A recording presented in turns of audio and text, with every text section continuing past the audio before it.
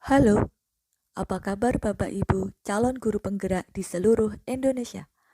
Perkenalkan, saya Rani Farikah, guru SMP Negeri 11 Yogyakarta, calon guru penggerak Angkatan 5 Kota Yogyakarta, dengan fasilitator Ibu Rogini dan pengajar praktek Ibu Aryani Arta. Pada video kali ini, saya akan memaparkan aksi nyata saya pada modul 1.4, yaitu tentang budaya positif. Adapun aksi nyata pada modul 1.4 yang saya pilih adalah dengan melaksanakan pengimbasan modul 1.4 budaya positif yang diselenggarakan pada Selasa 13 September 2022 dengan mengundang kepala sekolah dan teman sejawat di lingkungan SMP Negeri 11 Yogyakarta. Berikut adalah rekaman videonya. Assalamualaikum warahmatullahi wabarakatuh. Selamat siang Bapak Ibu semua. Terima kasih banyak sudah hadir di acara pada siang hari ini. Yang terhormat Bapak Amalan SPD MPD selaku Kepala Sekolah SMP Negeri 11 Yogyakarta. Yang kami hormati Bapak Ibu Guru SMP Negeri 11 Yogyakarta. Puji syukur kita panjatkan kehadiran Tuhan Yang Maha Esa yang telah melimpahkan rahmat sehat kepada kita, nikmat sempat kepada kita, sehingga kita bisa menghadiri kegiatan pada siang hari ini. Kami sebelumnya sampaikan terlebih dahulu bahwa kegiatan pada siang hari ini adalah salah satunya pengimbasan modul 1.4 budaya positif sebagai salah satu materi dari calon guru penggerak Angkatan 5 Kota Yogyakarta. Kemudian nanti dilanjutkan kegiatan NGP sekolah seperti yang ada di dalam undangan. Sebelum acara dimulai, perkenankan kami membacakan susunan acara pada siang hari ini.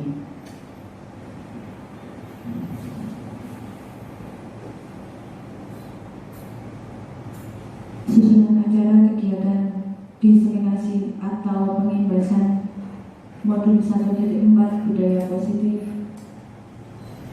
sebagai salah satu syarat kegiatan pendidikan guru penggerak GKP Angkatan 5 Kota Yogyakarta adalah sebagai berikut.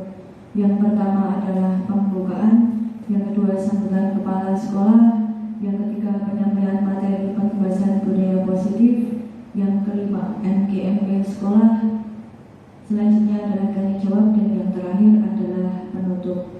Marilah kita buka acara pada siang hari ini dengan berdoa bersama-sama bagi yang beragama Muslim. Mari membuka dengan bacaan basmalah, dan bagi yang beragama selain Muslim kami persilakan. Terima kasih. Semoga dengan doa yang kita panjatkan tadi, acara pada siang hari ini dapat berjalan dengan lancar dan dapat memberikan manfaat bagi kita semua. Selanjutnya adalah sambutan kepala sekolah kepada Bapak Amalan SPD MPD. Kami persilakan.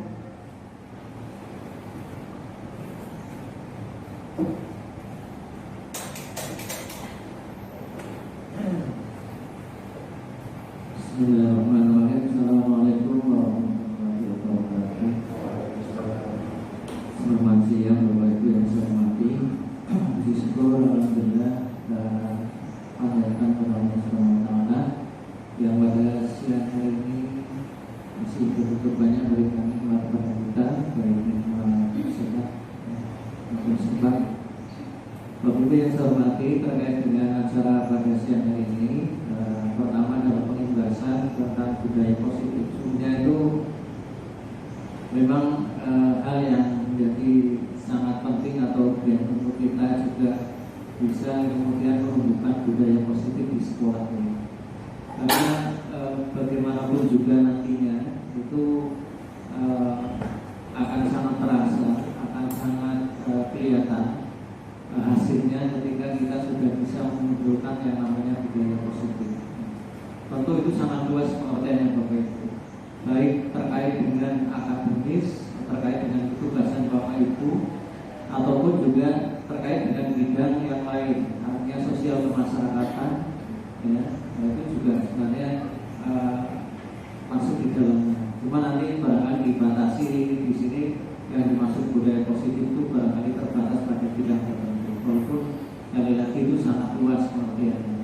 Dan kami memang juga sangat berharap Bapak Ibu bahwa itu nanti tumbuh di sekolah kita sehingga kita itu semakin solid. Kalau kita solid, kita kemudian dalam kinerja di sekolah itu pasti hasilnya akan bisa lebih optimal. Yang berbeda ketika kita belum bisa menumbuhkan katakanlah budaya positif yang ada di sekolah ini. Dan alhamdulillah perkembangan itu kan bisa kita rasakan, kita amati, kita lihat di Bapak Ibu, di mana harusnya nanti semakin lemah semakin muncul di sekolah ini. Kemudian yang kedua terkait dengan NGMP, nanti monggo NGMP itu kami harapkan menjadi suatu sarana untuk kita diskusi Bapak Ibu. Jadi jangan hanya formalitas, tapi monggo dikembangkan ke arah yang lebih produktif Bapak Ibu. Jadi NGMP sekolah itu nanti akan kelihatan hasilnya. Karena program NGMP sekolah itu dari dulu sudah dirumuskan, tapi barangkali belum berjalan seperti yang kita harapkan. Nah hasilnya apa? Nah itu ya diantaranya adalah kemampuan Bapak Ibu itu atau kompetensinya itu akan meningkat. Nah, kompetensi apapun, bidang apapun, baik di pedagogi atau mungkin di bidang yang lainnya. Sehingga ini tentu menjadi suatu yang baik untuk selalu kita laksanakan atau kita jalankan. Nah ini Bapak Ibu tentu saja nanti monggo kami berharap walaupun di sini banyak keterbatasan terkait dengan anggaran, tetap itu bisa jalan dan nanti mudah-mudahan kalau sudah ada perubahan anggaran kemudian bisa juga dialokasikan terkait dengan kebutuhan-kebutuhan yang memang itu ya sebenarnya bisa untuk kita penuhi. Ya. Ini tapi barangkali ketika kita anggarannya masih sangat terbatas ya mungkin kita istilahnya nggak prihatin ini. Jadi itu saya kira Bapak Ibu monggo kami nanti berharap bahwa kegiatan-kegiatan ini ada output yang real, yang nyata terkait dengan baik itu budaya maupun kompetensi Bapak Ibu di sekolah ini. Kemudian yang kami sampaikan kurang lebih mohon maaf, saya akhiri. Assalamualaikum warahmatullahi wabarakatuh. Baik, terima kasih kepada Bapak Aulia SPDMPD yang telah memberikan sambutannya. Semoga ke depan kita bisa menjadikan NGMP ini menjadi wadah yang untuk saling memotivasi dan saling berkolaborasi guna mencapai visi misi sekolah di SMP Negeri 11 Yogyakarta. Selanjutnya adalah penyampaian materi pengibasan budaya positif yang akan disampaikan oleh calon guru penggerak Angkatan 5 Kota Yogyakarta kepada Ibu Herina Damayanti. Kami persilakan. Terima kasih banyak Ibu Rani. Bapak Ibu semua, perkenalkan kami menyampaikan pengibasan modul 1.4 budaya positif. Kami calon guru penggerak Angkatan 5 yang pertama di Kota Yogyakarta dari SMP Negeri 11 Yogyakarta. Kebetulan ada dua, saya Herina Damayanti dan Ibu Rani Halimantufiatu Parika. Saya Bapak Ibu. Berikut akan kami sampaikan pengibasan modul 1.4 budaya positif. Budaya positif, kami mengambil latar belakang bahwa suasana positif itu sangat mendukung dalam kegiatan menciptakan pembelajaran yang kondusif. Jadi, dengan suasana yang positif, guru dan murid akan menemukan suatu kondisi pembelajaran yang menyenangkan di dalam kelas. Sehingga proses pembelajaran dapat berjalan tanpa adanya suatu beban, baik dari siswa maupun dari guru tersendiri. Tapi suatu kebutuhan bahwa suasana positif juga akan membantu menggerakkan moral yang positif bagi murid. Sehingga karakter murid tidak hanya terbentuk dari akademik saja, tapi juga dari lingkungan yang ada di sekitar kita. Budaya positif adalah nilai-nilai, keyakinan-keyakinan, dan kebiasaan-kebiasaan di sekolah yang berpihak pada murid agar murid dapat berkembang menjadi pribadi yang kritis, penuh dengan hormat dan rasa tanggung jawab. Sebenarnya ini sudah dilakukan di SMP Negeri 11 11 Yogyakarta. Terlihat dari mulai pagi masuk ke halaman sekolah SMP Negeri 11 Yogyakarta, budaya positif itu sudah ada dan sudah nampak dan setiap hari juga kita lakukan.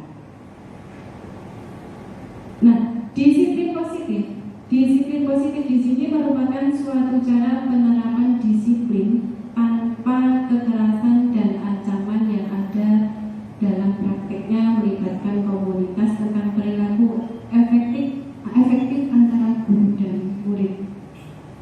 Kemudian dalam penerapan disiplin positif ini, murid diajarkan untuk memahami konsekuensi dari perilaku mereka. Jadi konsekuensi bukan berupa hukuman. Gitu, Selain itu, disiplin positif juga mengajarkan murid tanggung jawab serta hormat dalam berinteraksi dengan lingkungan.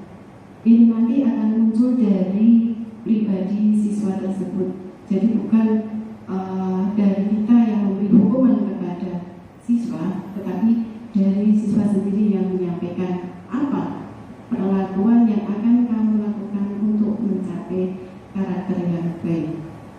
Kemudian yang dimaksud disiplin positif merupakan salah satu penerapan disiplin yang bertujuan untuk menumbuhkan kesadaran serta memberdayakan murid untuk melakukan sesuatu tanpa sogokan, ancaman maupun hukuman. Contoh, misal ada siswa tidak memakai seragam lengkap, kita tidak bisa langsung memberi hukuman, tetapi ada tahapan-tahapannya yang harus kita lalui sebagai seorang guru. Nanti akan kami beri contoh untuk penerapannya. Kemudian, disiplin positif ini akan melahirkan nilai-nilai kebajikan. Nilai-nilai kebajikan yang ada dalam profil pelajar Pancasila. Apa saja nilai-nilai kebajikan tersebut? Yang pertama adalah beriman dan bertakwa kepada Tuhan Yang Maha Esa dan berakhlak mulia. Kemudian yang kedua, berkebinekaan global. Yang ketiga, bergotong royong. Yang keempat, mandiri. Yang kelima, bernalar kritis. Dan yang terakhir adalah kreatif. Tujuannya adalah membentuk karakter ini ada dalam diri siswa. Nah, salah satu bentuk dari disiplin positif yang kami terapkan di kelas adalah pertama, kami membentuk keyakinan kelas. Saya yakin Bapak Ibu semua sudah melakukan itu, mungkin belum dituliskan atau barangkali tidak ditempelkan di dalam kelas. Itu salah satunya. Nah, apa sih tujuannya dibentuk keyakinan kelas ini? Keyakinan kelas ini tujuannya adalah mengingatkan pada warga kelas tersebut keyakinan apa yang sudah dibentuk di awal pembelajaran, sehingga ketika ada siswa yang melanggar keyakinan tersebut, kita bacakan lagi. Oh iya, poin 1 apa? Kita sudah berkeyakinan misalkan tidak boleh telat mengikuti pelajaran IPA. Maka ketika siswa telat mengikuti pelajaran IPA harus membersihkan kelas atau bertugas sebagai piket. Nah, ini dari kami Bapak Ibu Guru saya yakin sudah sering melakukan di awal pembelajaran kesepakatan kelas ya. Nah, maka dari itu budayakan keyakinan kelas ini dan ditempel di dalam ruang kelas sebagai pengingat bahwa jika nanti ada salah satu warga kelas tersebut melanggar keyakinan yang sudah dibuat bersama-sama, tinggal dibacakan poin tersebut. Sehingga disiplin positif tersebut akan muncul perlahan-lahan pada diri siswa. Kuncinya adalah kita greget Bapak Ibu. Kalau kita tidak greget, tidak akan bisa. Budaya positif itu pun juga diawali dari diri kita, bukan dari orang lain. Mulai dari diri sendiri, baru kita bisa menggerakkan orang lain, baru kita bisa menggerakkan komunitas yang ada di sekitar kita. Nah, keyakinan kelas yang kebetulan sudah saya susun bersama anak-anak di kelas 8 BCD, Bapak Ibu yang mengajar kelas 8 BCD mungkin sudah melihatnya ya, dan mungkin ada yang sudah membacanya. Ada beberapa hal dari hasil kesepakatan kami di dalam kelas, itu kami menuliskan di sini. setiap anggota kelas perlu belajar. Yang kedua, setiap anggota kelas perlu bahagia. Nah, ini yang kedua yang selalu tekankan kepada siswa bahwa kamu di sekolah ini tujuannya belajar, tapi jangan lupa bahagia. Kalau kamu tidak bahagia, kamu tidak akan bisa mengikuti pembelajaran ini dengan baik. Ya, jadi anak-anak silahkan, apa sih yang membuat kamu bahagia? Tolong sebutkan. Kami sudah membuat kesepakatan seperti itu dengan kelas kami, dan alhamdulillah secara perlahan kami sudah mulai merintis, walaupun memang sangat berat bagi kami, tapi kami berusaha sebaik mungkin. Kemudian setiap anggota kelas perlu mengerjakan tugas. Berarti ada tugas apa saja dari Bapak Ibu guru yang masuk di dalam kelas itu wajib dikerjakan oleh seluruh warga kelas. Yang selanjutnya adalah setiap anggota kelas perlu saling menghargai. Kenapa perlu saling menghargai? Karena ada beberapa siswa bercerita dan menyampaikan kemarin di keyakinan kelas, Bu, tidak boleh menyebut nama orang tua karena itu sebagai salah satu contoh bullying. Kalau kita saling menghargai, bullying tidak akan terjadi. Kalau memang nama bapak ibunya memang kebetulan diberikan atau dicontoh oleh guru bahasa Indonesia misalkan dalam membuat kalimat, tidak masalah. Tetapi jangan sampai kamu sebagai siswa itu membuli teman sendiri. Hargai mereka kalau kamu ingin dihargai. Kemudian yang selanjutnya adalah setiap anggota kelas perlu merasa aman.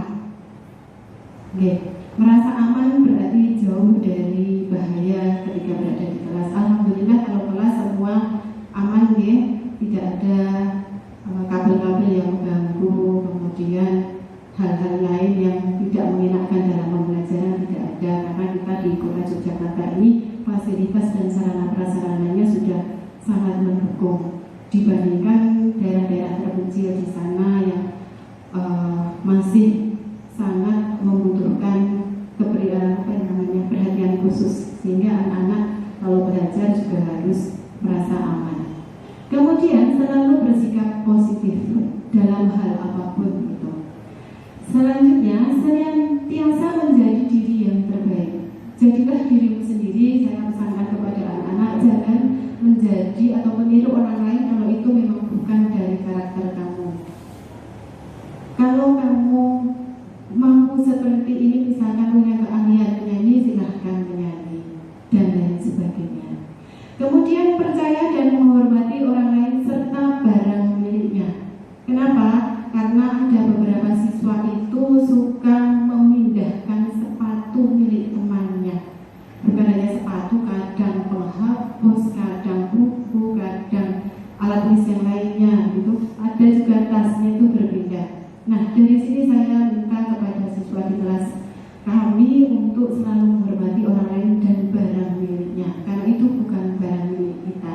Mari kita hargai sebagai milik orang lain. Kemudian yang selanjutnya adalah berkomitmen terhadap setiap tugas. Jadi memiliki komitmen, yang penting tugas harus selesai. Hasil nanti terserah kepada Bapak Ibu guru yang mengoreksi, yang penting kita sudah komitmen. Setiap ada tugas, kerjakan. Kemudian senantiasa membantu teman maupun orang lain yang berada di kelas tersebut. Jadi ketika ada diskusi kelompok, ada teman yang tidak paham, saya minta ego anak-anak yang tinggi untuk diturunkan. Jadi tidak egois. Biasanya anak-anak yang pintar itu cenderung egonya tinggi. Ilmu itu adalah milikku, ya milikku, begitu. Jadi kita berusaha, Bapak Ibu semua, agar anak-anak itu juga memiliki sosial terhadap temannya sendiri, sehingga tidak egois gitu ya. Ada beberapa siswa seperti itu karena memang ada laporan dari temannya. Nah, itu kami rangkumkan bahwa hormat, kami meyakini bahwa sangat penting untuk menghormati semua orang dan barang milik orang lain. Kemudian bekerja, kami meyakini bahwa sangat penting untuk mengerjakan segala pekerjaan atau mengikuti kegiatan yang sudah ditugaskan oleh Bapak Ibu guru yang berada di dalam kelas. Diterima dan dimiliki. Kami meyakini bahwa sangat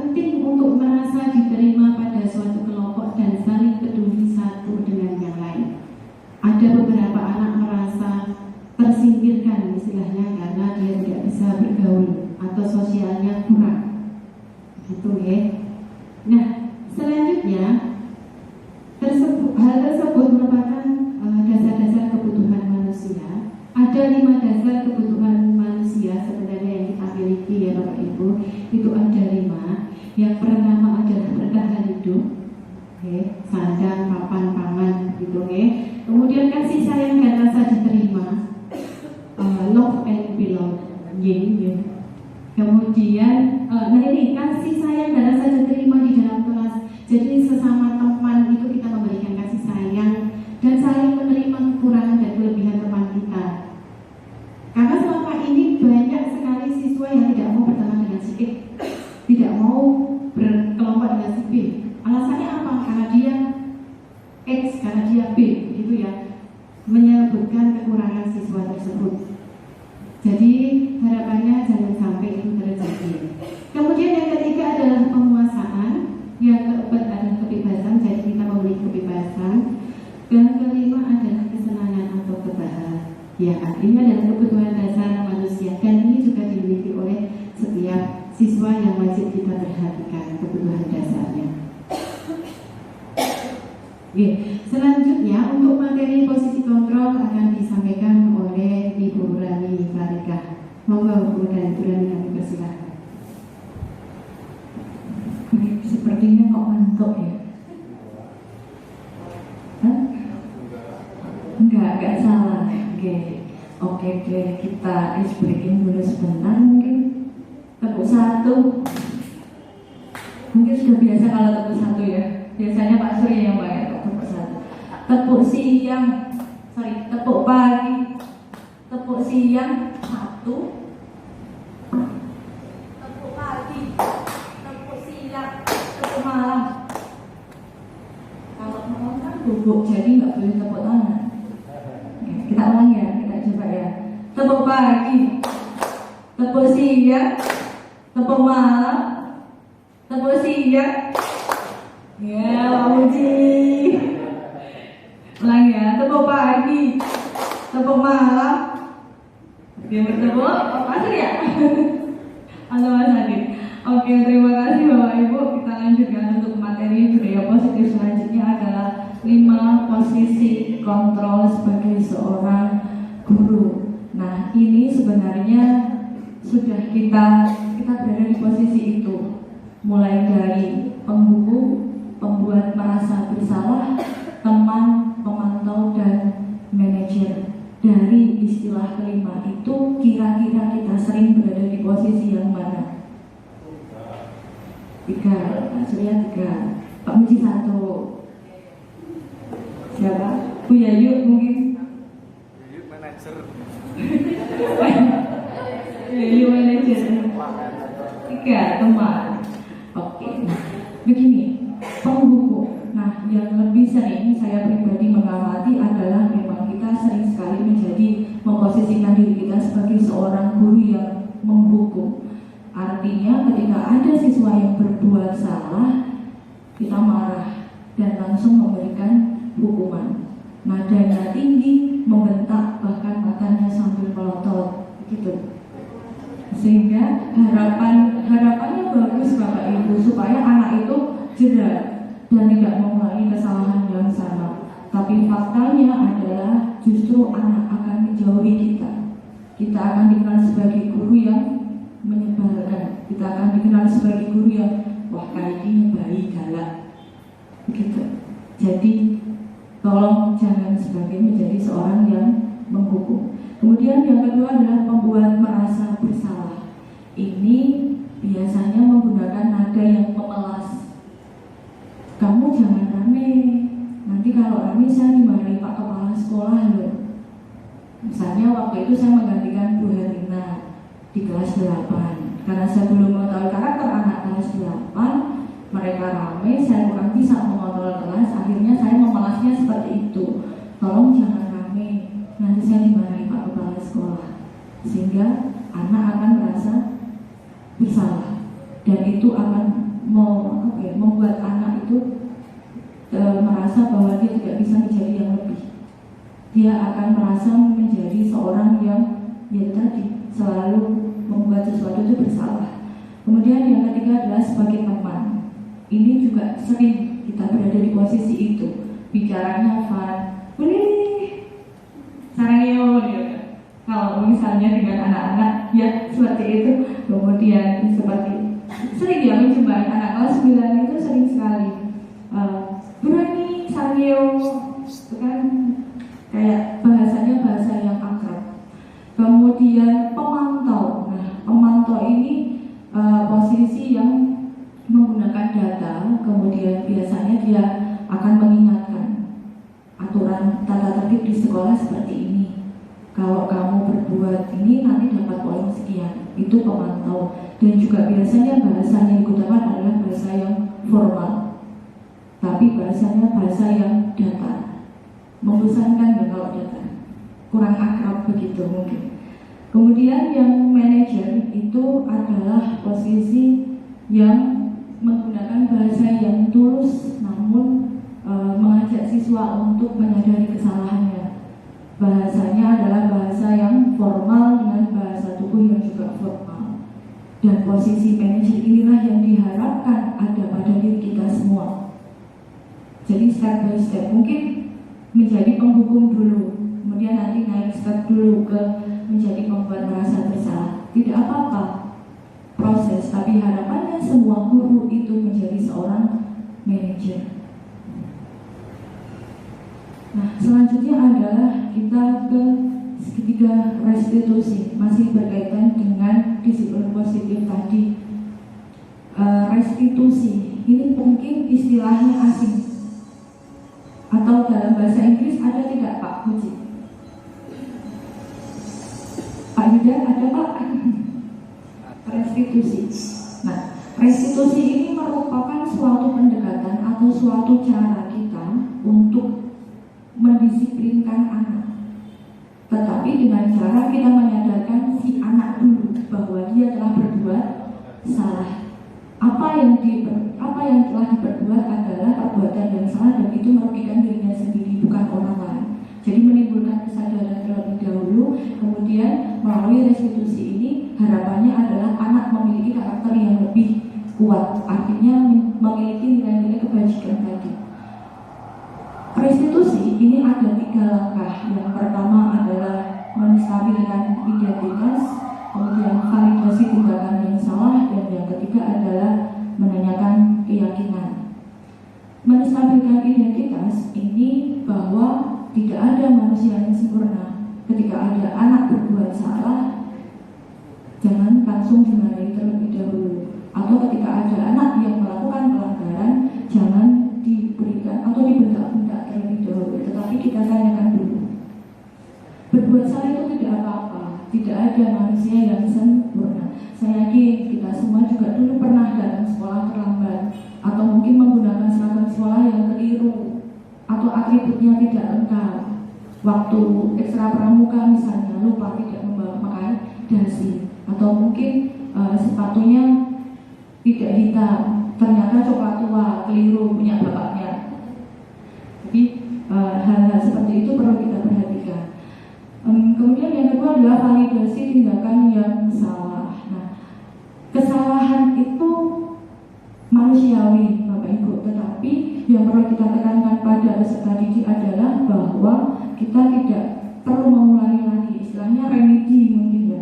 Biasanya bahasa yang digunakan adalah padahal kamu bisa melakukan lebih buruk lagi.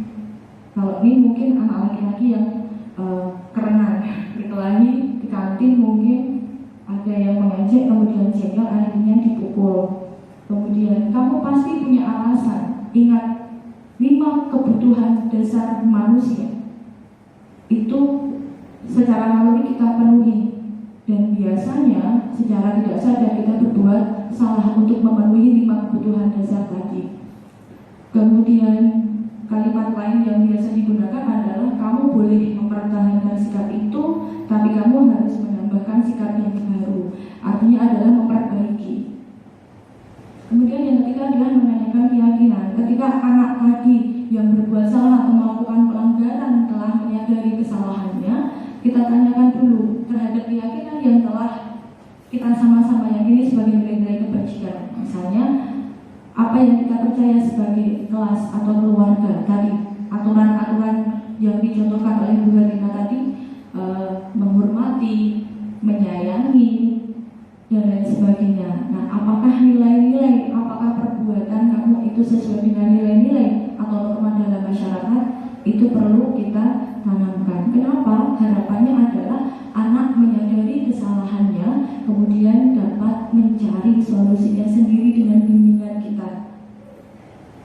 Kalau kesadaran itu muncul, maka anak akan berusaha tidak melakukan hal itu lagi karena sadar bahwa hal tersebut merugikan dirinya sendiri, bukan merugikan orang lain.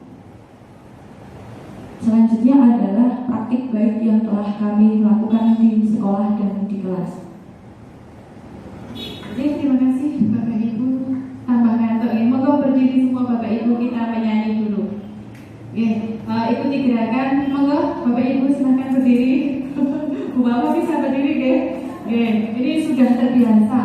Marina menari di atas menara, di atas. Marina menari di atas menara. Begitu ya Bapak Ibu? Oke, mari kita bernyanyi bersama-sama sambil menggerakkan anggota tubuh kita biar ada aliran darahnya berjalan lancar. Oke, 1, 2, 3. Marina menari di atas menara, di atas menara. Marina menari. Dengan gerakan yang cepat yang berikut. Bisa ya? Biar gak ngantuk. Oke, 1, 2, 3.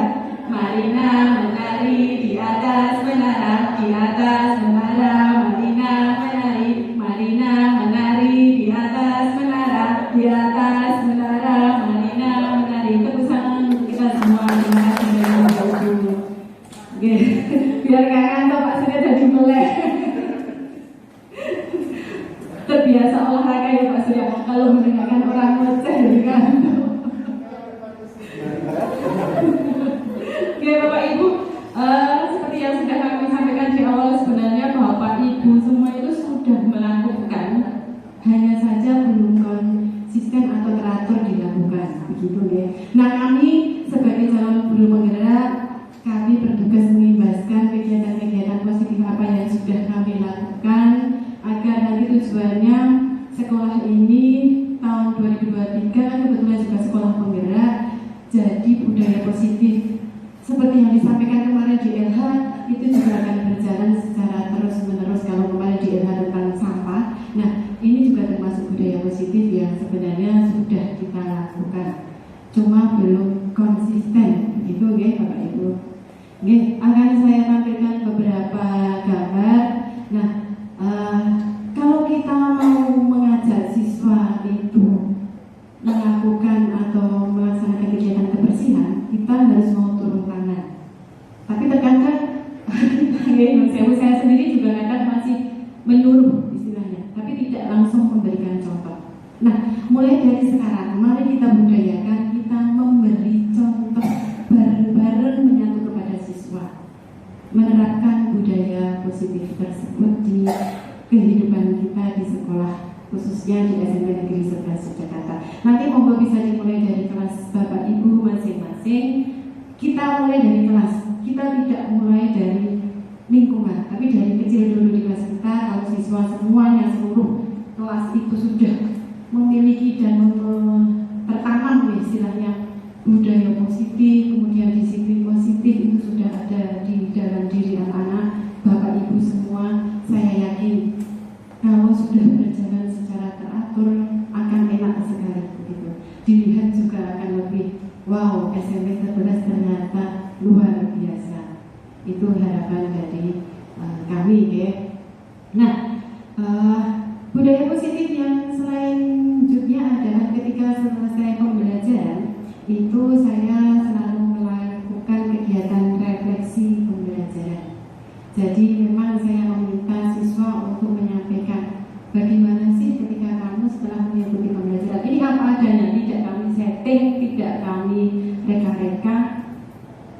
Iya, mau tidak kami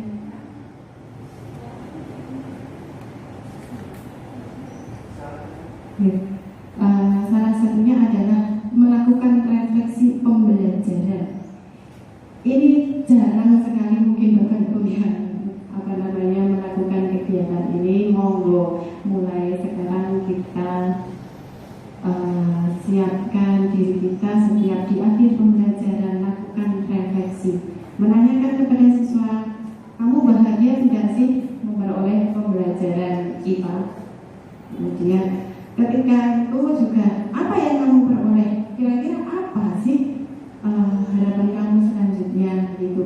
Itu bisa Bapak Ibu lakukan ya, mulai dari kelas Bapak Ibu masing-masing ya. Dilanjut dulu nggak Bapak?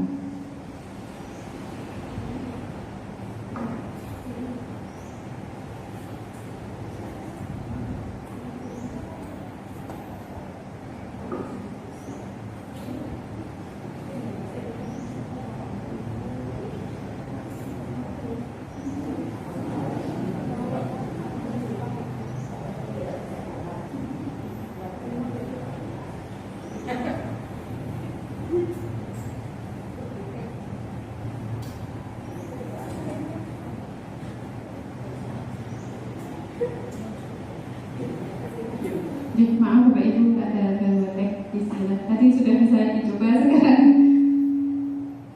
mengira.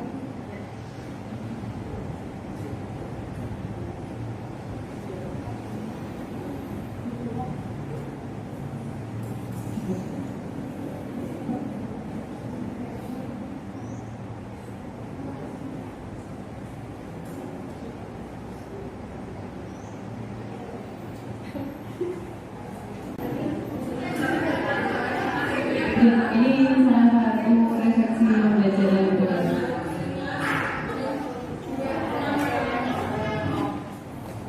Satunya lagi Bu Dani, Diego, siswa kelas 8C kalau tidak salah. Dari kali ini materi anatomi, latar budaya, bawang dan bau reo di sekolah. Bisa langsung menyebutkan namanya.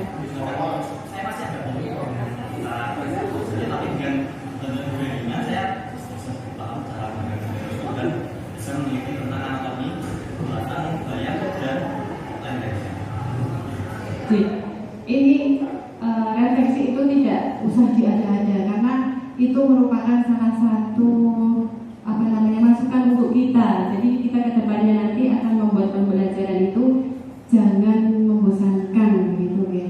Nah, monggo Bapak Ibu bisa dimulai dari Bapak Ibu sendiri-sendiri ya.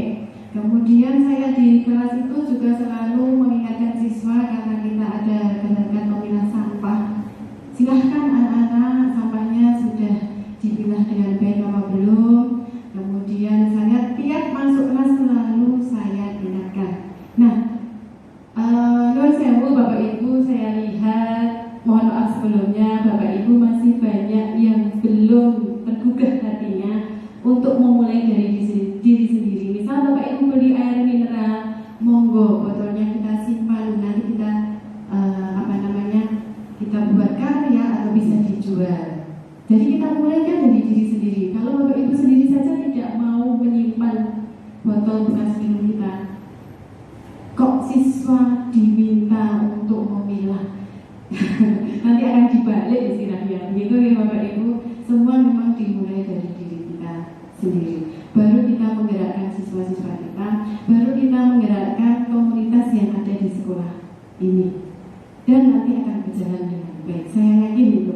Karena dulu di sekolah saya yang dulu itu sudah ada kegiatan memilah sampah. Itu setiap kelas itu diberi buku tabungan. Nah, buku tabungan itu nanti dituliskan setiap 2 minggu sekali sampahnya itu dijual ke rongsokan. Ya, entah itu kertas, entah itu botol, entah itu sedotan dan lain sebagainya. Itu sudah. Dan akhirnya apa? Ngumpul lumayan banyak. Nah, itu monggo kita mulai, kita tiru yang baik-baik untuk diterapkan di sekolah kita. Kita tidak bisa sendiri, kita butuh kolaboratif antara Bapak Ibu guru dan karyawan semua yang ada di SMP Negeri 11 Jakarta untuk menciptakan sekolah yang benar-benar sesuai harapan kita, sesuai visi sekolah kita. Ya. Visi sekolah kita akan berprestasi, berkarakter, berbudaya dan berwawasan lingkungan. Nah, marilah Bapak Ibu, kata-kata yang ada di dalam baru nanti di komunitas sekolah kita. Begitu ya, sehingga visi sekolah kita itu benar gitu loh. Oh iya, kita sudah ada budaya positif, kita memilah sampah, nah, berwawasan lingkungan, iya betul, berkarakter, iya betul, ya. Kemudian kegiatan yang lainnya apa? Setiap pagi Bapak Ibu saya yakin sudah pernah dan sering, hampir tiap hari, atau bahkan ada yang lupa, tidak ya, mudah-mudahan ada berdoa di sebelum pembelajaran, itu merupakan salah satu juga contoh budaya positif. Kemudian kegiatan menyanyikan lagu Indonesia Raya, kebetulan di sekolah kita itu sudah dari center. Lalu satu lagi penggunaan 3 bahasa, ya. Kebetulan saya ngajar di kelas 8 itu Senin, Rabu, Kamis, jadi saya hanya bisa menggunakan bahasa Indonesia dan bahasa Inggris. Dan alhamdulillah saya selalu minta kepada siswa, kalau benar lupa membuka dan menutup dengan bahasa Inggris, tolong diingatkan. Dan alhamdulillah kemarin saya lihat Pak Surya juga sudah menghitung bareng-bareng dengan menggunakan bahasa Inggris olahraga. 1, 2, 3, 4, wah, seperti itu luar biasa, ya. Bukan hanya Pak Ogi dan Pak Muji saja yang sudah menerapkan di kelas, Bapak Ibu semua. Oke. Dibuka. Ini lagu Indonesia Raya.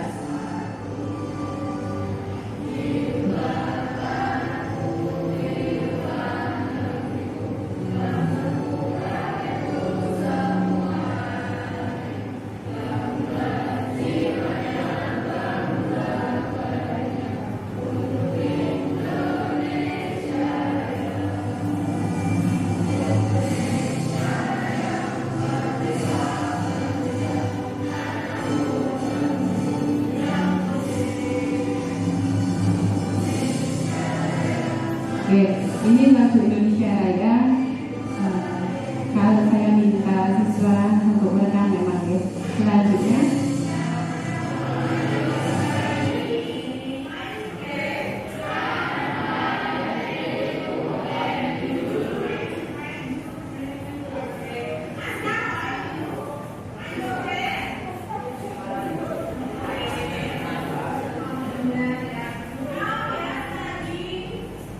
berbahasanya Bapak Ibu.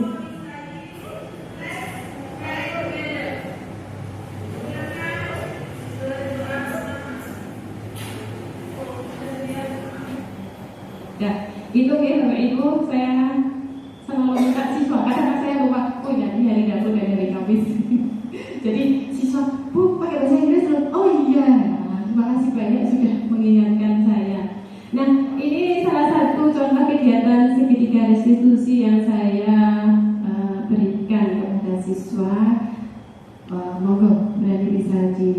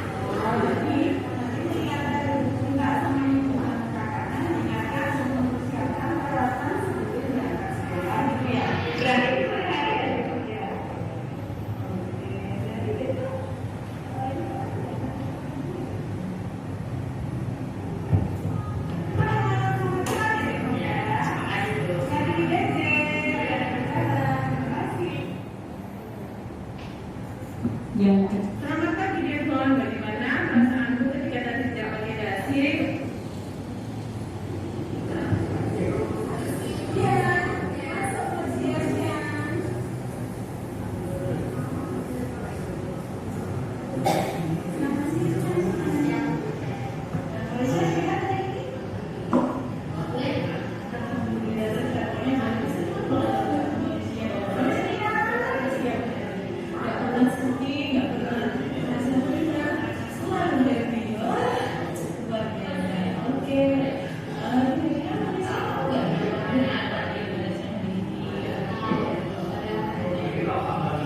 Jadi beberapa kali ini penelitian rektor itu di pertengahan itu belajar menulis ada jadi bagus sekali.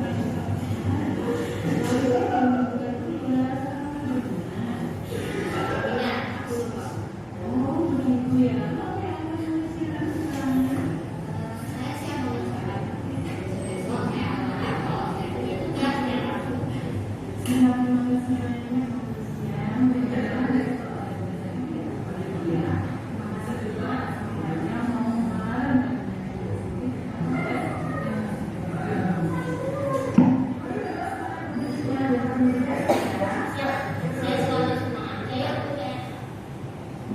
Jadi Bapak Ibu tadi sudah disampaikan Bu Rani tentang segitiga restitusi. Jadi kalau ada salah satu siswa kita itu seragamnya tidak lengkap, memang itu saya beri contohnya seragam. Kita tidak harus langsung menjas gitu. Tidak, tapi kita tanya dulu alasannya kenapa kok kamu tidak memakai dasi. Kemudian siswa tersebut diminta kira-kira untuk kedepannya apa yang akan kamu lakukan agar kamu tidak lupa lagi membawa dasi. Misalkan seperti itu ya. Monggo bahasanya bisa disesuaikan. Terkadang kita langsung menjas Nah, dari kesepakatan yang diutarakan oleh siswa itu sendiri, dia sudah berjanji kalau besok akan melengkapi seragamnya. Maka keesokan harinya jika siswa lupa, maka kita mengingatkan. Kita mengingatkan nih Bapak Ibu, bukan langsung menghukum. Kita sebagai manajer, harapannya kita seorang guru menjadi seorang manajer, begitu. Jadi kita tidak bisa langsung menghukum menjas siswa. Ini kebiasaan, mesti wah seperti itu. Tapi kita analisis dulu permasalahannya apa kok kamu sampai lupa. Begitu ya Bapak Ibu, sehingga nanti akan muncul kesepakatan itu dari diri siswa, bukan dari guru. Siswa sendiri yang menyampaikan, oke, nanti saya akan minta ibu saya, meminta kakak saya mengingatkan saya menyiapkan perlengkapan untuk sekolah seperti itu. Atau dia membuat alarm sendiri, pagi-pagi harus komplit seragam sekolah yang dipakai, tugas-tugasnya dan lain sebagainya. Kita mulainya dari situ Bapak Ibu. Memang kalau dalam BK sendiri juga ada tahapannya. Saya kemarin sempat berkomunikasi dengan Bu Yayu dan saya minta pendapat beliau. Oh ya Bu, memang benar. Oh berarti segitiga restitusi ini sebenarnya di guru BK pun sudah diajarkan. Cuma yang menerapkan hanya guru BK. Kita belum. Karena selama ini saya jujur dan saya koreksi diri saya sendiri, saya banyak berdosa kepada siswa saya. Saya langsung menghukum istilahnya. Kalau enggak, kamu kan tahu obratannya begini. Nah berarti kamu harus begini. Nah, itu kan tidak boleh sebenarnya ya Bapak Ibu. Kita cari dulu akar permasalahannya, kemudian siswa diusahakan untuk mencari apa sih perbaikan yang akan kamu lakukan. Nah itu nanti yang menjadi keyakinan kita, kesepakatan antara kita dengan murid kita untuk kedepannya siswa bisa lebih baik. Ini untuk semua kasus di kelas Bapak Ibu, monggo bisa dimulai. Memang kita di sini di calon guru penggerak itu kita banyak ilmu yang baru, luar biasa Bapak Ibu. Jadi Bapak Ibu akan menyesal kalau tidak mengikuti CGP. Jujur tugasnya banyak sekali, bukan hanya banyak tapi banyak sekali. Dan kita harus bisa IT. Itu saya sampaikan kepada Bapak Ibu. Tapi Bapak Ibu di sini kan mudah-mudahan nanti ada tahap berikutnya, monggo silahkan diikuti karena akan membawa perubahan yang luar biasa, khususnya di kelas kita. Kita yang diutamakan di kelas kita Bapak Ibu, jadi di pembelajaran kita.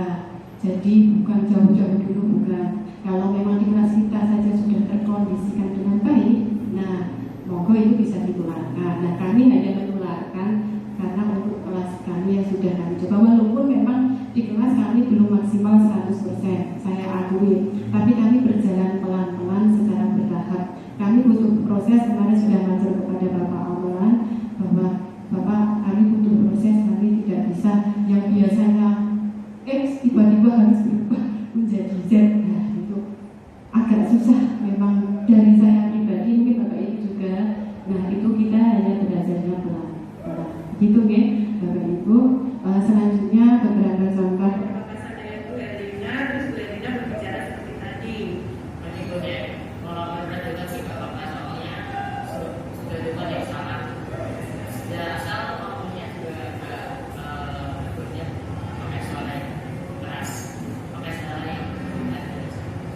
Terima kasih Pak. Ya, itu salah satu dari siswa. Kami secara otodidak kami mengambilnya otodidak ya, tapi kalau untuk di depannya tadi memang kami memberikan sedikit pengarahan. Tapi untuk refleksi ketika siswa bersalah ditangani dengan seperti itu, ternyata dia lebih bahagia, lebih senang, tidak sakit hati istilahnya. Begitu ya Bapak Ibu. Ya, selanjutnya contoh dari Bu Rani, monggo kami persilakan. Masih terkait dengan praktik baik yang kami lakukan, sebenarnya secara garis besar sama, hanya mungkin Bu Herina fokus di kelas 8, saya fokus di kelas 9. Andai saja kemarin ada yang di kelas 7, kita bisa serentak jadi 7, 8, 9. Nah, yang pertama adalah menyusun perencanaan. Sebenarnya ini saya menyusun perencanaan juga dengan Bu Herina sendiri karena terkait dengan langkah-langkah yang akan kami lakukan bersama-sama di sekolah maupun di kelas. Yang pertama adalah menyusun perencanaan, kemudian sebenarnya ada sosialisasi dengan teman sejawat.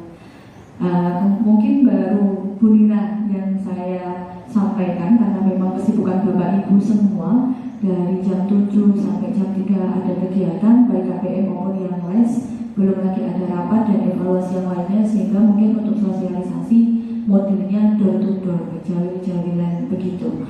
Kemudian selanjutnya adalah pembuatan kesepakatan kelas. Kalau Bu Herina menggunakan istilahnya keyakinan kelas, sebenarnya sama.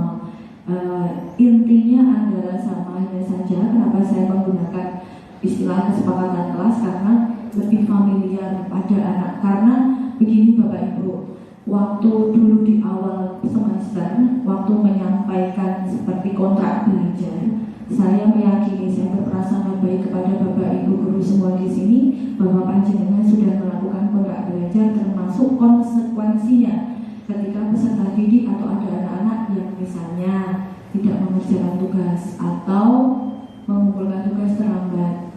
Nah, saya sudah membuat itu, tetapi ternyata itu belum sesuai dengan apa yang diharapkan di guru penggerak ini, sehingga kemarin di kelas 9 saya perbaiki, anak-anak saya minta untuk membuat kesepakatan kelas dengan bahasa yang lebih ramah dan dengan bahasa yang lebih mungkin halus, seperti misalnya peduli dengan teman, saling menghormati dan saling menyayangi. Termasuk di situ juga tertulis guru harus menyayangi siswa dan kita harus masuk kelas dalam keadaan yang bahagia.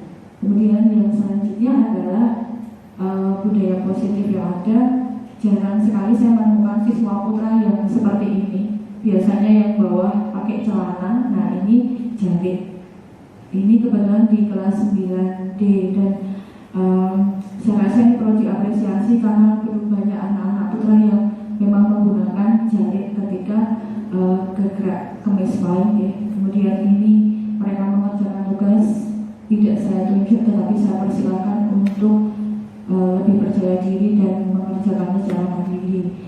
Kemudian yang gambar selanjutnya itu adalah jamnya adalah jam kosong di kelas 9D juga kebetulan, tetapi ternyata anak bisa belajar dengan mandiri. Guru piketnya ngapain? Mengawasi. Jadi saya yakin ketika anak-anak diberikan pembiasaan dan juga keteladanan dari kita, anak-anak sebenarnya bisa belajar dengan mandiri Bapak Ibu. Kita perlu hanya mengawasi saja. Dan ini sudah berulang kali Jumat ya Pak Surya ya.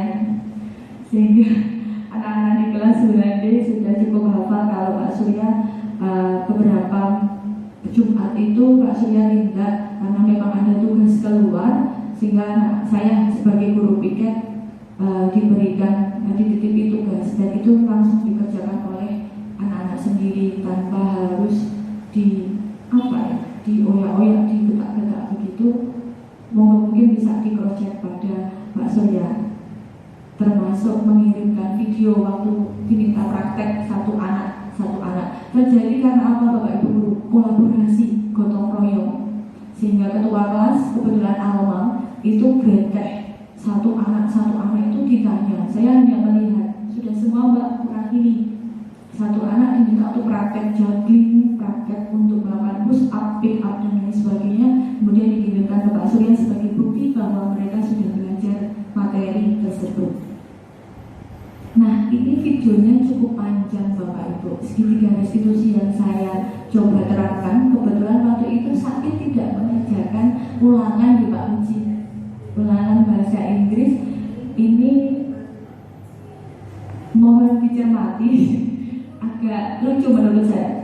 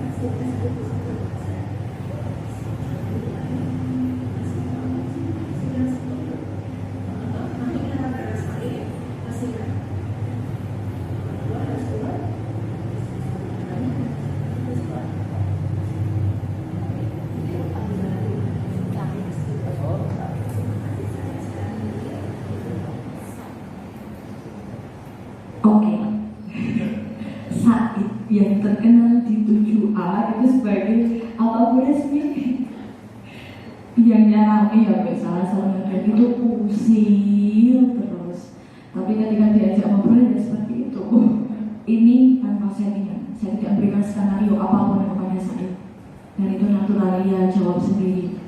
Maka sebenarnya bisa asal pembiasaan dan kontrol kita ada. Mungkin di sini saya tampak belum sebagai manajer, lebih cenderung lebih banyak sebagai teman, ya. Karena saya ingin Said mengatakan apa sih yang sebenarnya terjadi. Ternyata tidak cuma Said Pak yang tidak mengumpulkan banyak. Ya begitulah kalau 7A likalikunya luar biasa. Oke, mariko iku jarwanyo noramu lepas sing pamrih nging uga kuat kuasa amandiri priyangga. Merdeka itu artinya tidak hanya terlepas dari perintah, akan tetapi juga cakap buat memerintah diri sendiri.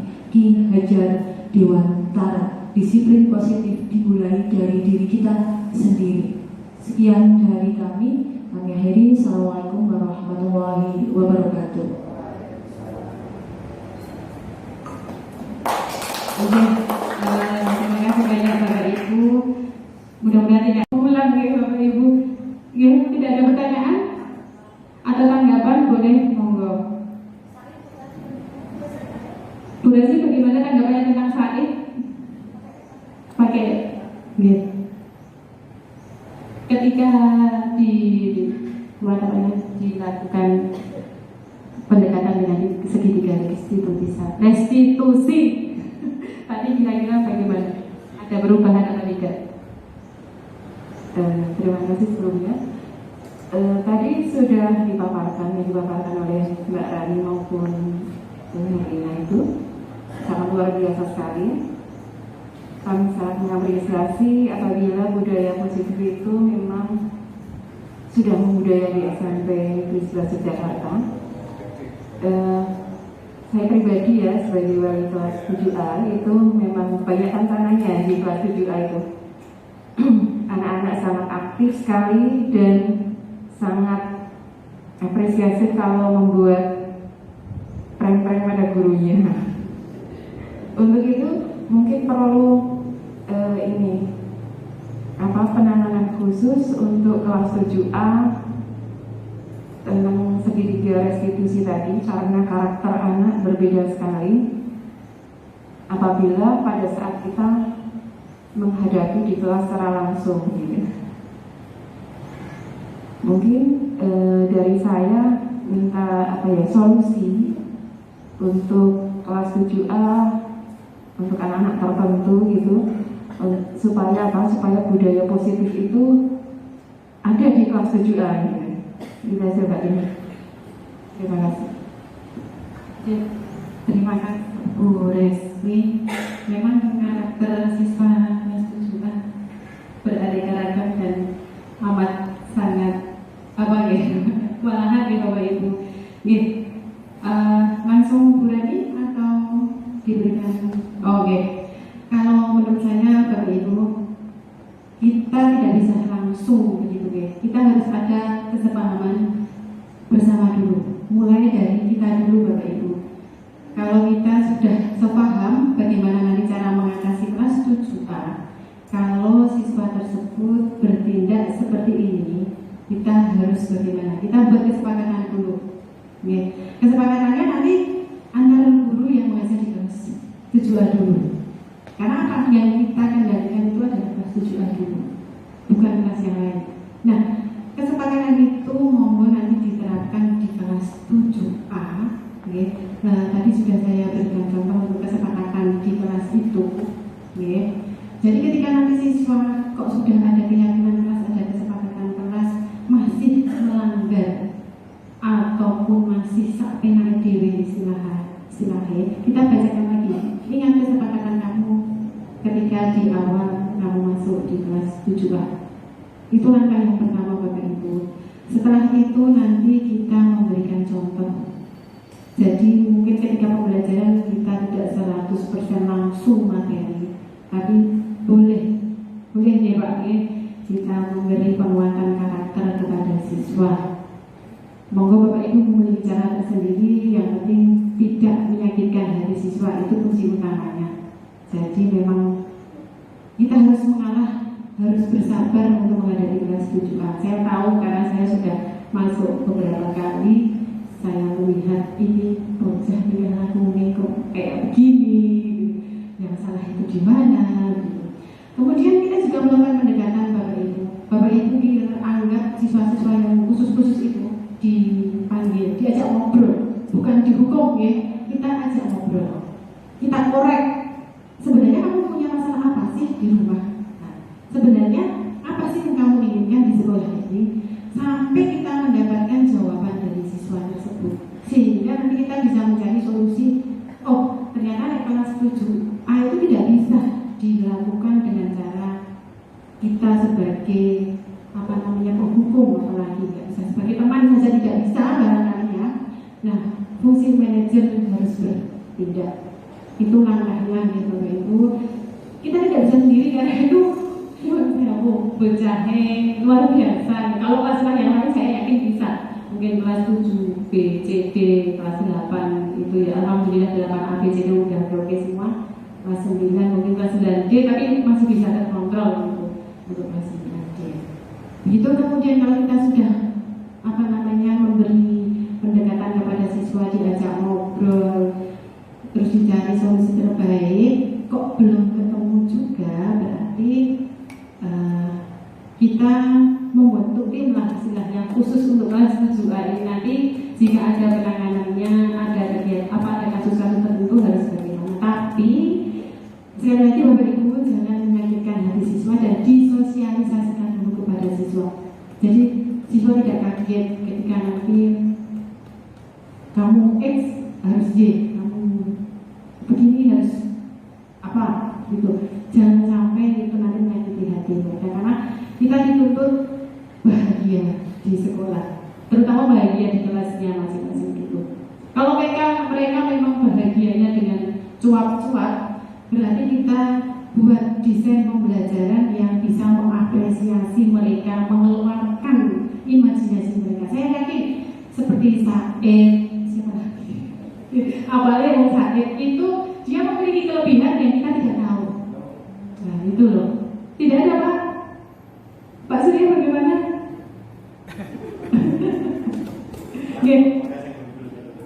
Oke. Nah itu dari siswa-siswa tersebut itu saya yakin dia itu memiliki kelebihan dan kita belum bisa memfasilitasi kelebihan mereka. Nah ini tadi mengarahnya kepada pembelajaran berdiferensiasi. Kebetulan belum ada praktek dari kami untuk pembelajaran berdiferensiasi, karena diferensiasi itu nanti diambilkan dianalisis dari minat belajar siswa, kemudian profil belajar siswa, gaya belajar siswa itu seperti apa, dan diferensiasinya nanti pada konteks, proses dan produk. Jadi misalkan kalau memang si Sakit ya dan kawan-kawan misalnya 5 sekawan itu dia adalah pintar bernyanyi karena banyak bersuara. Nah produk kegiatan pembelajarannya suruh saja dia menyanyi. Misalkan materi PPKN dia bisa menyanyi dengan materi itu, monggo silahkan. Begitu. Jadi kita tantang dulu dia apa sih yang kamu mau berikan kepada Bapak Ibu. Dieksplor gitulah kemampuan yang ada pada diri Sakit atau kawan-kawan itu dieksplor sehingga nanti kita fasilitasi. Begitu Bapak Ibu. Tidak usah terlalu sulit-sulit. Jadi misalnya dia memang sukanya kendaraan. Bagaimana caranya kalau pas pembelajaran PKN ada masuknya berarti unsur apa itu Bu? Itu kalau seni budaya jelas ya. Dia nggak bisa nari, tapi dia suka berkendara. Ya sudah, dia nanti ada kaitannya nggak Bu? Kreativitas menari, tapi nanti dia kreativitasnya beda. Ada nggak Bu Septi kalau di seni budaya? Nah, itu Bapak Ibu, jadi semua siswa itu memang memiliki bakat terpendam yang kita tidak tahu. Itu sulitnya bagi saya pribadi ya, dengan jumlah siswa sebanyak itu kita tidak bisa mengidentifikasi satu persatu. Kamu bakat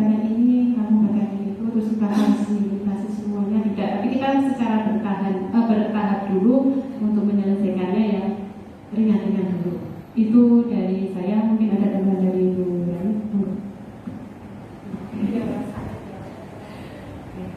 Yang perlu digarisbawahi adalah gotong royong Bapak Ibu. Kolaborasi itu sebenarnya sudah kita punya istilah sendiri, gotong royong. Maka harus kompak. Ketika ada satu, misalnya Said malah nggak apa-apa ya. Jadi kalau misalnya ada anak yang berbuat salah, satu orang nih, misalnya kalau yang kelas 9 itu yang sering siapa ya? Kelas 9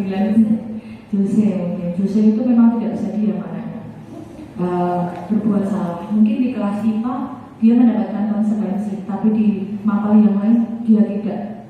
Nah, itu mungkin perlu kita perbaiki sehingga kita kompak untuk sama-sama memberikan konsekuensi. Sehingga apa ya? Anak itu tidak nyepeleki, wah nak karo bulan ini dihukum, nak karo begini enggak. Kalau kita sama-sama bisa membudayakan itu, membiasakan, dan kita sendiri juga memberikan keteladanan. Jangan kita menyuruh tapi kita tidak melakukan. Itu juga introspeksi untuk diri saya sendiri. Mungkin begitu, Bu. Ya, semoga ada tanggapan dari Pak Muji. Kami silakan. Assalamualaikum warahmatullahi wabarakatuh. Terima kasih atas kesempatan dan waktunya. Pertanyaan satu saja, tentang pengimbasan budaya positif tadi sudah disampaikan banyak sekali dari A sampai Z, kayaknya indah sekali. Saya berharap juga begitu, dan saya pun juga sudah berusaha untuk menjadi manajer. Ya, tapi kita tahu bahwa anak-anak kita tidak semuanya dalam keadaan dalam tanda petik baik-baik saja. Ada beberapa yang katakanlah luar biasa. Saya juga sudah tua dan hampir pensiun juga, maunya jadi manajer juga. Tapi kalau dihadapkan pada fakta kenyataan yang seperti saya ceritakan nanti, itu kadang-kadang saya jadi kembali tidak jadi manajer. Ya, contohnya beberapa waktu lalu itu ketika saya mau ke multimedia pas jam istirahat, ada anak yang banyak berkerumun di 9B salah. Ternyata setelah saya amati itu ada anak kelas 7 awal saya. Dino nendang gelas beling itu kemudian mengenai kepala atau jidatnya kelas 9B salah putri ya. Kemudian sampai banyak pecah untuk tidak melukai jidatnya. Nah, terus karena anak-anak itu berkerumun yang tadi masuk ke 9B, mungkin minta maaf apa saya nggak tahu. Tapi yang jelas banyak sekali siswa yang notabene itu adalah anak-anak yang luar biasa tadi, anak-anak yang suka menuduh, kalau ada kejadian pasti menuduh. Yang paling banyak memang 7A, karena yang menendang 7A itu. Kemudian saya dengan gaya seorang manajer, anak-anak silakan masuk ke kelasnya masing-masing, tapi tidak ada yang publis. Terpaksa saya menjadi penghukum, masuk semua ke kelas masing-masing. Lalu anaknya belajar masuk ke kelas masing-masing, karena saya takut kalau anak-anak yang seperti itu berhubung lanjut jadi perkelahian. Pasti ada yang terima karena temannya kena gelas tadi. Nah, saya kemudian bersyukur, astagfirullahaladzim, kenapa saya harus minta-minta marah-marah? Dan apakah sifat saya seperti itu salah betul? Saya anggap saya betul. Mohon tanggapannya. Terima kasih. Assalamualaikum warahmatullahi wabarakatuh. Terima kasih atas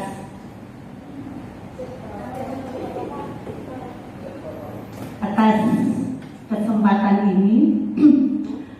Setelah mendengar uraian dari dari Bu Rani dan Bu Herlina tadi, saya sangat terkesan. Ya memang itu harapan kita di sekolah ini, ya seperti itu.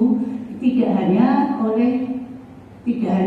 itu ditujukan ke siswa, tapi juga antar kita ya harus seperti itu. Itu saya sangat mendukung.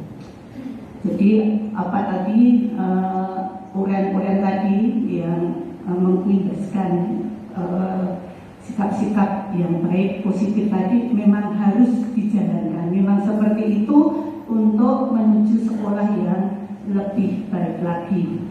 Kemudian yang kedua, untuk penanganan siswa tadi itu memang bertahap. Jadi yang saya yakin Bapak Ibu guru semua itu sudah melakukan segitiga institusi, hanya restitusi, hanya tidak divideokan. Saya yakin ketika pagi di depan yang piket itu pun sudah melakukan segitiga,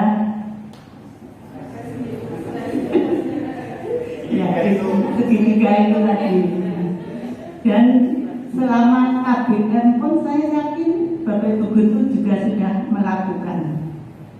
Kalau tidak, saya yakin kondisi tidak akan seperti aman seperti ini. Nah, jadi kadang-kadang itu mengingat karakter dari berbagai macam jenis, dari 406 anak itu ya ada 406 karakter. Itu menurut saya tidak bisa kita itu harus jadi manajer semua, atau harus jadi teman semua, atau harus jadi penghukum semua. Itu tidak.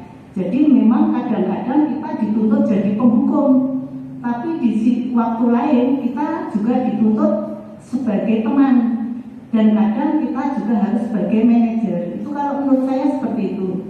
Jadi tidak harus jadi penghukum terus, tidak harus jadi manajer terus, itu tujuan terakhir.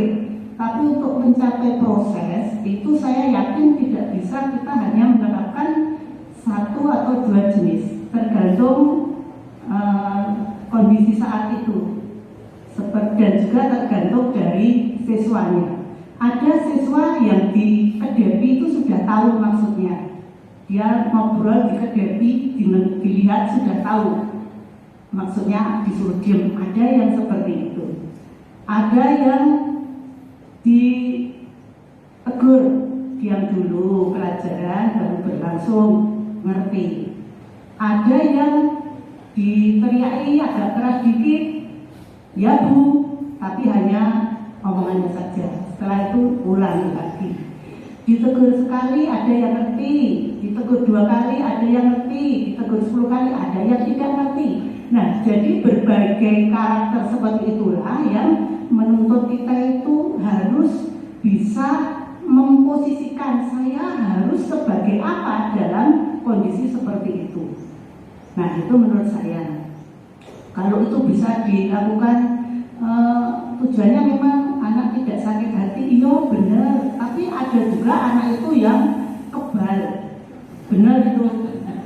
Kemudian yang kedua, sekali ditegur langsung seperti Bu Resmi tadi, sudah ada perubahannya belum? Oh, nggak mungkin. Jadi jarang yang anak itu sekali ditegur langsung berubah, itu perlu proses panjang. Seperti 7A itu sudah berbagai cara kita terapkan pada mereka, khususnya yang disebutkan tadi Vino, Eca, kemudian Sae, kemudian Denny, Marcel, itu sudah berbagai cara. Jadi tidak hanya semacam saja harus begini, tidak. Teori itu memang bagus, tapi kalau di lapangan kita memang harus mencoba-coba. Teori ini nggak bisa kita ganti yang satunya. Kita sebagai teman nggak bisa, ya harus dengan hukum, harus dengan nada tinggi. Itu kalau menurut saya. Tapi kita memang harus mengimbangi. Pada saat kita itu dengan nada tinggi, nanti pada kesempatan yang lain kita dekati anak itu, kita ajak ngobrol dan lain-lain, sehingga kalau tadinya mungkin mereka agak sakit hati, agak begitu, tapi suatu saat kita dekati, akhirnya agak slow lagi. Nah, jadi berbagai cara lah. Intinya kita tidak bisa menerapkan satu teori, harus dicoba-coba mana yang kira-kira bisa kita terapkan pada mereka. Kemudian untuk pengimbasan budaya positif tadi dengan membuat kesepakatan, karena ini pengimbasan, apakah perlu untuk guru-guru yang lain membuat kesepakatan seperti itu?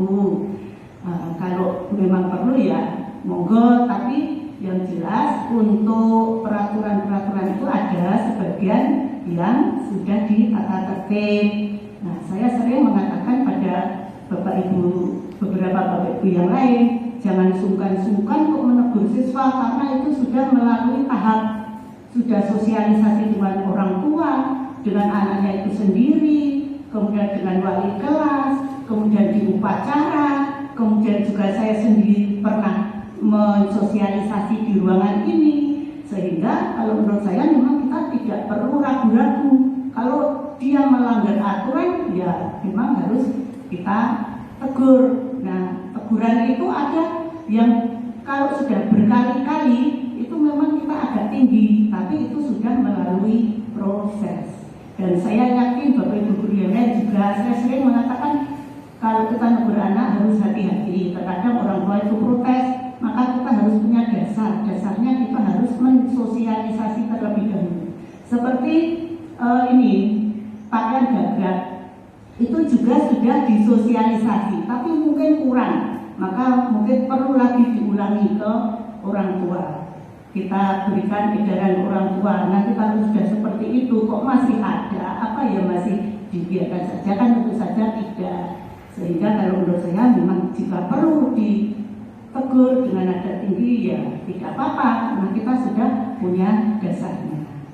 Nah, kira-kira tanggapan saya seperti itu. Yang jelas saya sangat setuju, itu nanti akan membantu tugas di kesiswaan jika semua bisa dilaksanakan. Dan satu yang penting adalah kompak, guru satu omong A, guru yang lain juga A semua, sehingga tidak ada kesempatan bagi siswa itu untuk punya celah untuk melanggar peraturan. Kalau saya seperti itu. Terima kasih.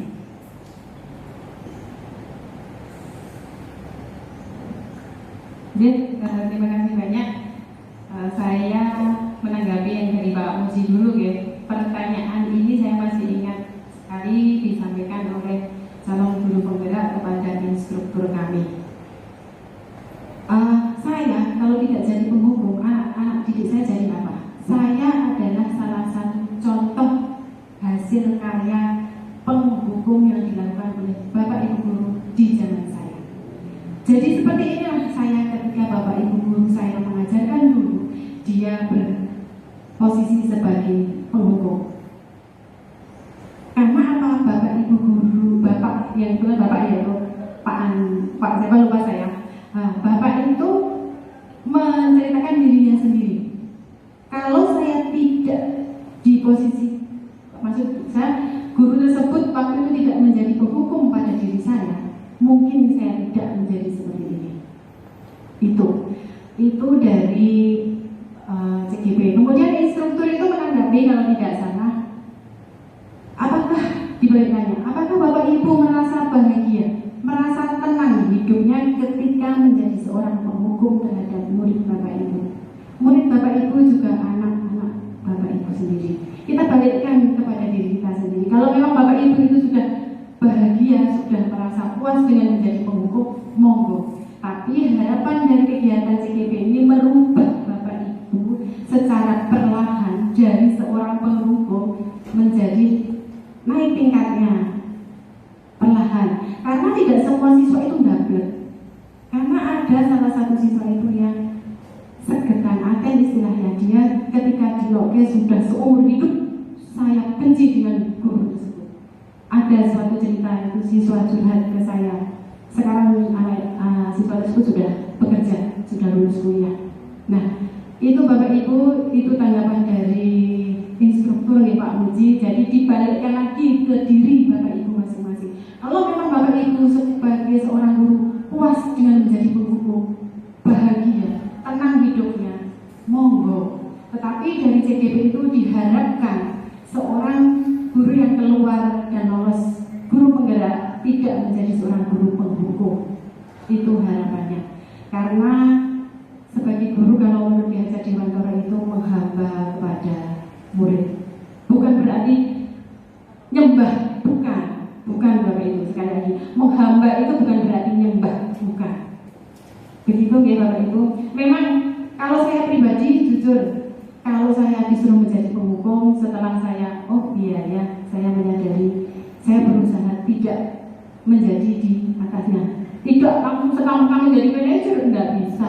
Tadi sudah saya sampaikan juga bahwa Bapak Ibu itu sudah melakukan semuanya, cuma belum konsisten, belum ada kesepakatan dan keseragaman antara guru yang satu dengan guru yang lain. Jadi masih siji ngalor, siji itu, siji munggah, siji mudul, siji ngetan, siji mulon, dan kan tidak ketemu. Tapi kalau kita sejalan, kita kolaborasinya baik, pasti akan ketemu. Itu itu jawaban dari instruktur Pak Muji. Kalau instruktur mengarahkan seperti itu, saya hanya mengkopas karena saya juga belajar dari instruktur kami. Memang secara pribadi ketika menjadi seorang penghukum itu ada beban. Aku mau janjian ngobrol. Kemarin Bu Siti sudah bisa sampai ndredeg loh Mbak. Nah itu karena tidak sadar sudah menjadi seorang penghukum. Tapi Bu Siti menyadari. Ya cerita sendiri langsung cerita ke saya. Aku sampai ngewel. Nah, itu kan berarti tidak nyaman Bapak Ibu. Walaupun nanti di berikutnya kita menjadi teman, tapi belum tentu loh dia itu mau komunikasinya baik ketika sudah terlukai oleh kita. Begitu jadi Bapak Ibu, kita hanya berusaha naik satu level menjadi lebih baik. Tidak apa-apa menjadi penghukum. Kami tidak melarang, kami tidak harus menjadi manajer enggak, tapi dari ini kegiatan ini memang kami mengimbaskan agar untuk penghukum itu bisa dikurangi. Dengan harapannya itu, dengan kita balik lagi ke diri kita, apakah kita puas menjadi seorang penghukum? Apakah kita bangga dengan kita sudah ABCDEF, wow, gitu, Jadi kembali lagi kepada pribadi kita masing-masing, Bapak Ibu. Harapan saya, memang harapan kami mengadakan pembahasan ini bisa berjalan di kelas Bapak Ibu. Saya yakin Bapak Ibu sudah membuat kesepakatan kelas di awal. Saya yakin sudah. Monggo mau dituliskan boleh, atau diingat ketika pas pembelajaran saja juga tidak masalah. Yang penting ada keyakinan di antara Bapak Ibu dengan murid di kelas Bapak Ibu. Jadi mereka itu ketika ada kesalahan, oh ini lah ingat kemarin kamu membuat kesepakatan apa? Mungkin tidak ditulis atau cuma di papan tulis terus difoto, tidak masalah. Tidak, bentuknya harus seperti kami, tidak. Karena memang kami disuruh melaporkan dan nanti di kelas kami juga akan ditinjau. Jadi kami harus membuatnya, harus didokumentasikan semuanya. Begitu Bapak Ibu. Semua yang kami sampaikan itu sebenarnya sudah dilakukan oleh Bapak Ibu. Di awal tadi sudah saya sampaikan ya, cuma belum konsisten. Begitu saja. Kalau sudah konsisten, pasti insya Allah luar biasa. Itu ada tambahan dari Bu Nani atau langsung kepada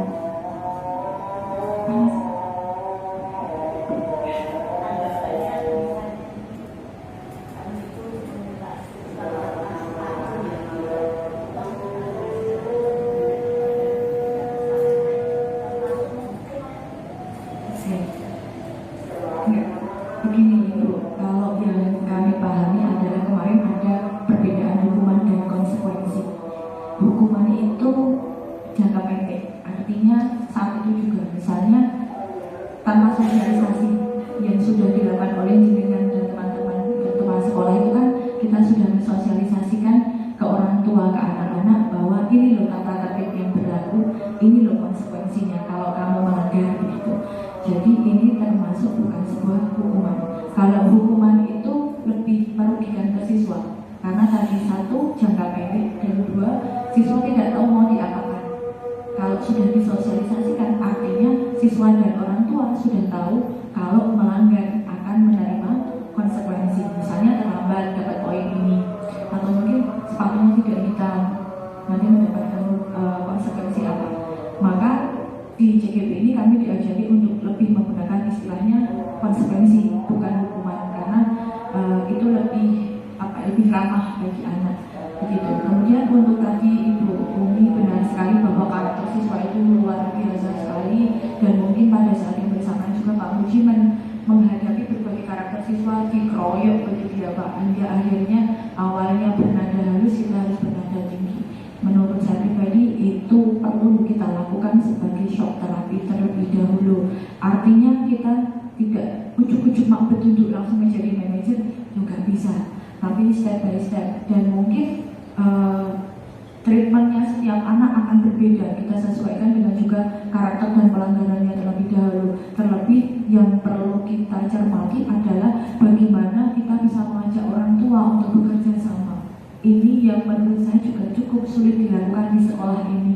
Sekolah sudah kreatif, sekolah sudah memberikan treatment atau perlakuan yang semestinya, tetapi mungkin kurang perhatian dari pihak orang tua, sehingga tadi butuh kolaborasi antara sekolah, guru, dan juga orang tua. Begitu? Begitu Bapak Ibu, karena sudah sore ya. Jadi kita tidak langsung step langsung dari seorang manajer, tidak bisa. Sama Bapak Kepala Sekolah juga tidak langsung dari Kepala Sekolah ya Pak ya. Bertahap ya Pak ya. Jadi kurikulum dulu jatuh bangun ya Pak ya. Di closing ini nanti kami mau tanggapan dari Bapak Kepala Sekolah. Monggo kepada Bapak Ambulan SPD NPD kami persilahkan. Ya, terima kasih Bu Rani dan Bu Yudina yang sudah memberikan ilmunya. Sebenarnya itu memang Bapak Ibu pelajari di platform PMM itu memang hampir sama tadi ya, yang disampaikan oleh Bunya dan juga ilmunya. Saya memberikan sedikit Bapak Ibu ya. Dari tadi yang disampaikan Bu Umi dan juga Pak Noji, catatan saya yang pertama Pak, jadi memang ilmu itu penting. Ilmu itu sebanyak mungkin kita memang harus, kalau bisa itu kita punya. Dari segi atau sudut pandang apapun itu harusnya kita punya. Sebagai pendidik itu memang tuntutannya kita kalau bisa itu memiliki pemahaman atau ilmu yang luas. Nah itu nanti akhirnya kembali kepada Bapak Ibu di dalam memproses itu tadi. Setelah kita dapat berbagai teori kan kemudian kita memproses sungguhnya bagaimana yang harus saya laksanakan. Nah kemudian yang kedua, kita kan masih biasa istilahnya didikte oleh kondisi. Jadi kita itu istilahnya sering kemudian kita pemahaman atau ilmu kita itu menjadi seolah-olah itu tidak bermanfaat ketika kita sudah didikte oleh kondisi lingkungan.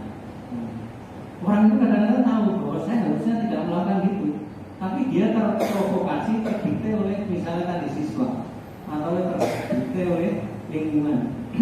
Nah ini maka kita yang juga sering disampaikan itu kita untuk kemudian bagaimana punya jiwa yang stabil itu menjadi penting. Jadi kestabilan kita ketika menghadapi situasi yang bagaimanapun itu kan, contoh misalnya kemarin kasusnya Sambo misalnya itu berarti kan jiwanya tidak stabil. Dia mungkin ilmunya tahu, tapi jiwanya tidak stabil, sehingga dia terpancing atau kemudian terdikte oleh kondisi, sehingga dia melakukan langkah yang salah. Itu saya yakin dia itu paham, ngerti sebenarnya itu, tapi dia tidak bisa karena jiwanya tadi tidak stabil, akhirnya jadi seperti itu. Kemudian yang ketiga, Bapak Ibu, memang nanti kan ada tahapan gitu. Jadi kalau tadi disampaikan ada keyakinan, sesungguhnya itu ya bahasa keyakinan itu kemudian munculnya itu di dalam aturan itu, Bapak Ibu. Dan munculnya di dalam aturan itu yang kita pakai kesepakatan bersama itu ya aturan sekolah. Nah itu. Maka di dalam aturan sekolah itu kan sudah jelas rambu-rambunya, dan itu juga sudah merupakan suatu yang disepakati, diyakini sebagai suatu yang baik dan itu benar gitu. Sehingga ketika itu ada pelanggaran, otomatis ada konsekuensi. Jadi tadi bahasanya hanya diganti dengan hukuman itu dengan bahasa konsekuensi. Sebenarnya ya bersama itu kematian. Jadi apa ya tetap harus nanti ada konsekuensi yang harus diterima anak ketika anak itu melakukan pelanggaran. Apalagi tadi misalnya jangan sampai terjadi juga di suatu kelas gara-gara beberapa anak akhirnya yang lain itu menjadi rugi. Karena apa? Istilahnya ngurusi bocah telu, ngurusi calon ya akhirnya jadi orang komen. Nah itu kan repot seperti itu. Nah itu juga harus ada langkah penyelesaian bagaimana agar itu bisa kemudian jangan sampai terjadi. Itu juga penting bagi itu.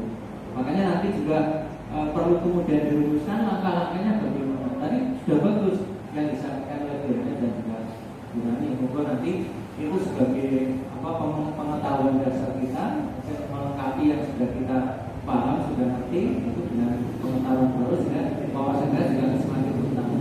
Ketika dicoba dengan cara A, B, C yang itu sudah sulit dengan itu, itu tidak ada, mungkin belum berhasil. Ya memang kita harus berusaha, tetapi ada suatu batasan di mana kita tetap harus kemudian mengacu kepada kesepakatan atau aturan yang berlaku.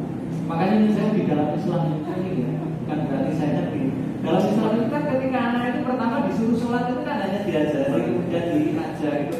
Tapi ketika sudah mencapai umur 10 tahun dia sudah tidak bisa istilahnya dengan cara yang baik, artinya dengan dia diajar, kemudian dimotivasi, tetap ada perintahnya suruh mukul, disuruh dipukul. Tapi mukulnya bukan berarti menyakiti, itu bagian dari konsekuensi ketika anak itu juga melakukan suatu tindakan atau pelanggaran. Itu sebagai gambaran seperti itu. Jadi monggo dari ilmu tadi monggo kita coba terapkan. Jadi nanti bumi. Jadi saya kira tidak usah ragu. Jadi monggo saja ketika memang sudah kita punya kesepakatan, sudah punya aturan yang memang harus ditegakkan, ya ketika itu harus ditegakkan, ya harus ditegakkan. Karena nanti kalau tidak, justru jadi bumerang bagi kita. Tapi langkah Bapak Ibu itu langsung kan harus seperti tadi itu, harus diterapkan selalu bagaimana anak itu kemudian sampai mencapai kondisi yang memang istilahnya itu disiplin, tetapi disiplin positif itu maksudnya disiplin yang tumbuhnya itu dari dalam. Jadi intinya itu dari dalam diri sendiri. Nah, bagaimana itu menumbuhkan disiplin dari dalam sendiri, itulah yang memang tidak mudah. Nah, kebanyakan kalau misalnya kita lihat di pendidikan militer itu kan disiplin, tapi lebih penekannya kebanyakan dari eksternal. Jadi mereka ya benar-benar disiplin, tapi awalnya dari eksternal itu. Karena adanya hukuman, adanya ketentuan, kalau tidak itu langsung ini itu keras sekali. Nah, itu jadi tadi kalau arahnya yang tadi itu disiplin positif itu menumbuhkan disiplin, tapi arahnya dari kesadaran yang ditumbuhkan dari dalam diri siswa, itulah yang bagus sebenarnya. Nah, tetapi ketika itu tidak bisa muncul, ya bagaimana caranya? Cara yang kedua dari eksternal itu juga bisa dilakukan dan itu juga dibenarkan. Sekali itu tadi bagus untuk kemudian menumbuhkan disiplin dari dalam diri.